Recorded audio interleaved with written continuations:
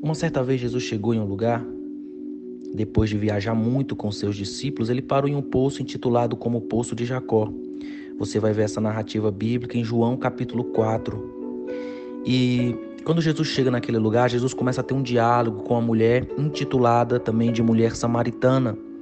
E você vai observar no versículo 23 do capítulo 4, que o Senhor diz para aquela mulher: mas a hora vem e já chegou, em que os verdadeiros adoradores adorarão ao Pai em espírito e em verdade, pois o Pai procura tais que assim o adoram. Nós entendemos aqui, com essas verdades ditas por Jesus, de que há uma falsa adoração, ou de que há falsos adoradores. Então, mediante isso, como é que nós podemos identificar aquela adoração que Deus recebe?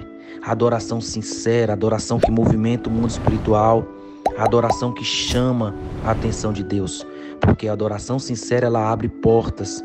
Então nós encontramos no contexto dessa leitura que nós acabamos de fazer, que a primeira coisa que aquela mulher fez foi se arrepender de tudo que estava vivendo, que não condizia com a palavra de Deus.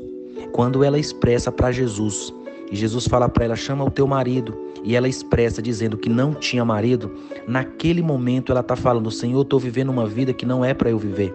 Eu estou fazendo algo que não é para eu fazer, Senhor. Então, eu não posso chamar o meu marido porque eu não tenho marido. Eu não quero mais viver dessa forma. É isso que ela está expressando quando ela diz: eu não tenho marido.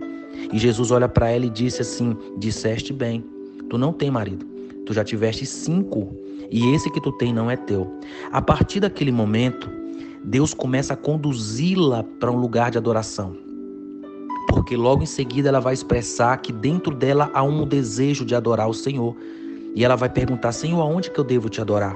Eu devo te adorar no monte? Porque algumas pessoas dizem que eu tenho que adorar no monte. Outras pessoas dizem que eu tenho que adorar em Jerusalém. Senhor, qual o lugar certo da adoração? Nesse momento, primeiro ela se arrepende, reconhece os seus pecados, reconhece as suas fraquezas e ela está caminhando agora com muita velocidade para o centro da adoração, para o centro da vontade de Deus. Porque quando nós nos arrependemos, nós nos aproximamos de Deus.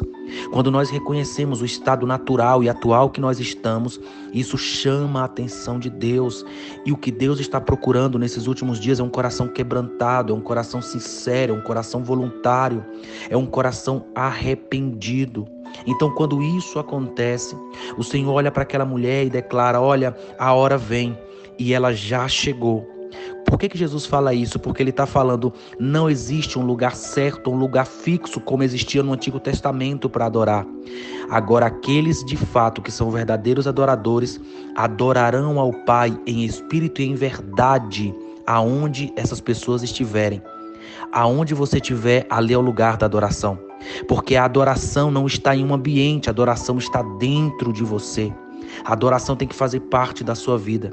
Mas a adoração que te traz paz, a adoração que te aproxima de Deus, a adoração que faz você viver aquilo que você nunca viveu, é regada de arrependimento. Quando você se arrepende, o Senhor encontra dentro do teu coração um lugar para Ele habitar. O salmista disse: Senhor, cria em mim um coração puro e renova em mim um espírito reto, mas não me retires da tua presença. Quando nós nos arrependemos, nós nos aproximamos de Deus. Então peça para que o Senhor arranque de dentro de você tudo aquilo que não agrada ao Senhor. E você pode ter a convicção de que a maneira que você for adorando, a partir do arrependimento, as coisas vão começar a acontecer. Aquele encontro foi tão poderoso com a mulher samaritana que ela larga o cântaro, ou seja, ela larga aquele balde que ela tinha ido buscar água, e a Bíblia diz que ela larga o balde e sai correndo em direção a Samaria. E ela vai falar para todos que encontrou aquele que havia de vir, o Messias. Existem muitas coisas que estão bloqueadas na nossa vida e é só Deus falando: eu quero uma adoração sincera, eu quero uma adoração perfeita.